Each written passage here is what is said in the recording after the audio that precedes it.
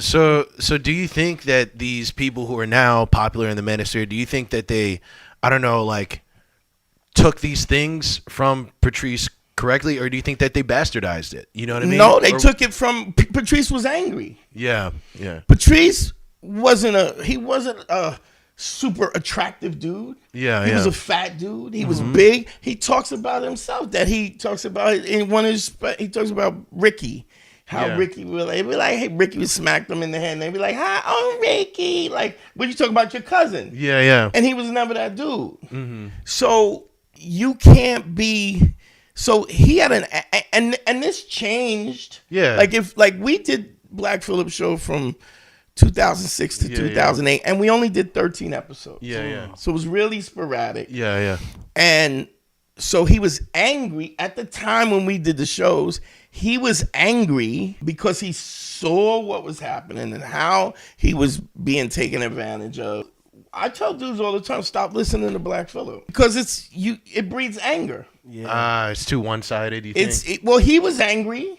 Yeah. And because he gave off anger. But do you think his comedy is too one-sided? Because with me growing up, I always saw him as almost like Biggie. He's like the Biggie of stand-up comedy to me. So I always saw him as like dominant, very like cool, charming and stuff. Yeah, so I never saw him as resentful. But just because he was that in comedy doesn't mean that was the case in relationships and life. And don't get me wrong, like he was what the great thing about him, the amazing that he was constantly evolving. Yeah, yeah, yeah. So people were like intimidated by him, but if he had a particular idea about what was going on in his head, very thoughtful. But if you said, "Well, I don't think that is," and he would go, well, "Okay, I'm listening." You create your argument, a logical argument, and he would go, "Fair enough." We did that hundreds of times. Really, there was times when he asked me questions like when he was raising Vaughn's daughter, stepdaughter, and I had already had a stepdaughter. I was married to a woman who had a daughter, and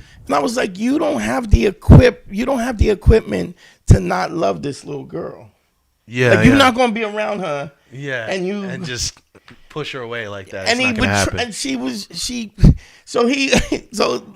Mimi, she was just such a sweet kid. Yeah, yeah. And he was like, Mr. P, I love you. And he'd be like, ugh. Right? But he would do anything for her. Yeah, yeah. Do you know what I mean? So I was like, I said, this kind of love, you're not equipped to, you can't hold it off. That's amazing to just hear his capacity for like change, because I feel like there's this narrative about him that he's incredibly difficult, and I'm sure he was in certain ways, but I think a lot of dudes take that type of shit and want to push that to the front too, because like once you even Google his name or even YouTube, they'll just like bring out like the worst things and stuff like that. But it was like going back to what you said. I just want men to know that they can grow and evolve. At the moment, he was just upset. He was constantly growing, and I think that if he was around today, which is why I miss him. I miss him in ways that, because it's where I'm at, it's lonely. Cause I don't have nobody that I could bounce it off. Comedy's lonely as fuck. And I don't even mean it like that. I mean, I don't have people who are thinking the way you do, the conversations that we have, that the growth that it would have been. And whenever I counsel a dude, the first thing I tell him, stop listening. I said, if you can't watch Black Phillip as comedy, stop watching it.